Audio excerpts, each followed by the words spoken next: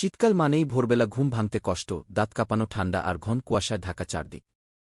ঠিক এমনই এক শীতের সকালে কম্বলের ভেতর গভীর ঘুমেছিল সবুজ হাল্ক। হঠাৎ ভোরের আজানের শব্দে তার চোখ খুলে গেল। কিন্তু চোখ খুললেও শরীর নড়ানোর কোনো ইচ্ছা নেই।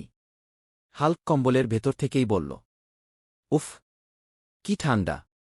আজ যদি স্কুলে যেতে হয় তাহলে আমি নিশ্চিত বরফ হয়ে যাব। সে ধীরে ধীরে কম্বলের কোণা সরিয়ে জানালার দিকে তাকাল।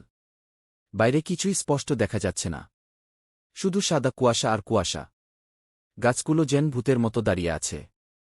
রাস্তায় মানুষ খুব কম, সবাই গুটিসুটি মেরে হাঁটছে। হাল্ক মনে মনে সিদ্ধান্ত নিল, আজ স্কুলে যাওয়া যাবে না। শীত খুব বেশি। কম্বলের ভেতর হাল্কের হাজারো অজুহাত। হাল্ক আবার কম্বলের ভেতর ঢুকে পড়ল। সে ভাবতে লাগল, আজ যদি না যাই কি হবে?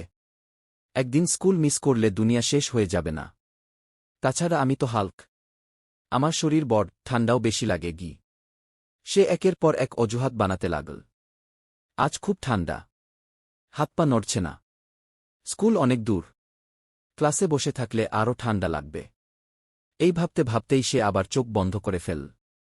আম্মুর ডাক আর শুরু হল নাটক। রান্নাঘর থেকে হাল্কের আম্মুর গলা ভেসে এল, হাল্ক, ওঠ বাবা, স্কুলে যাওয়ার সময় হয়ে গেছে গি।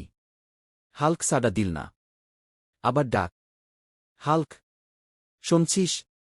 হাল্ক এবার কাপা গলায় বলল, আম্মু, আমার খুব ঠান্ডা লাগছে। মনে হয় আজ আমার শরীর খারাপ নি। আম্মু দ্রুত ঘরে এসে কপালে হাত রাখলেন। না তো, জ্বর নেই, শুধু শীত লাগছে গি।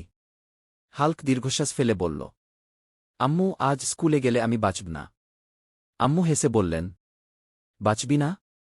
এত বড় সবুজ ছেলে শীতে ভয় পায় নাকি? গরম জামার আক্রমণ। আম্মু আলমারি খুলে একের পর এক গরম জামা বের করলেন। সোয়েটার, জ্যাকেট, মাফলার, টুপি, মোজা, সব।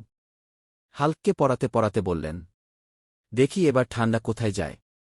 আয়নার সামনে দাঁড়িয়ে হাল্ক নিজেকে দেখে অবাক। আমি নাকি হাল্ক, নাকি চলন্ত জামার দোকান? তবুও সে মুখ গোমড়া করে বলল, আম্মু, তবুও আমার যেতে ইচ্ছা করছে না গি। বন্ধুদের আগমন। ঠিক তখনই দরজায় শব্দ, টুকটুক। বন্ধুরা হাজির, রনি, বাবু আর মিঠু। রনি বলল, এই হাল্ক, চল, দেরি হয়ে যাচ্ছে গু। হাল্ক বলল, না রে, আজ আমি যাব না, খুব ঠান্ডা উই। বাবু হাসতে হাসতে বলল, আমরা কি মানুষ না? আমাদেরও ঠান্ডা লাগছে, তবুও যাচ্ছি উ। মিঠু যোগ করল, আজ স্কুলে খেলাধুলার পিরিয়ড বেশি। খেলার কথা শুনে হাল্কের মন একটু নরম হল, কিন্তু সে এখনও দ্বিধায়।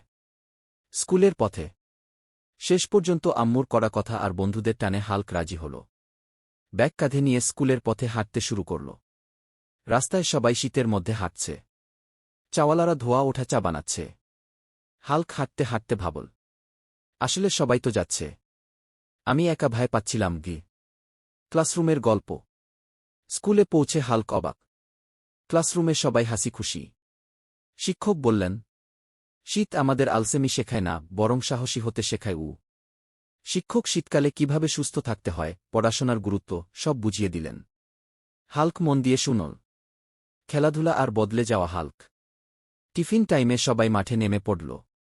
দৌড়, লাফ, হাসি, চিৎকার, সব মিলিয়ে ঠান্ডা উধাও। হাল্ক বুঝল, আরে, আমার তো এখন একদম গরম লাগছে। সে হাসতে হাসতে বলল, ভসটা আসলে মনের ভেতর ছিল। শেষ উপলব্ধি। বাড়ি ফিরে হাল্ক আম্মুকে বলল, আম্মু, আজ বুঝেছি শীত কোনো বাধা না, দায়িত্ব থাকলে সব করা যায় উ। আম্মু আদর করে বললেন, এই তো আমার আসল হাল্ক। শিক্ষা, মোরাল। ভয় আমাদের মনেই থাকে। সাহস করলে, দায়িত্ব নিলে, শীত, কষ্ট, অলসতা কিছুই আমাদের আটকাতে পারে না।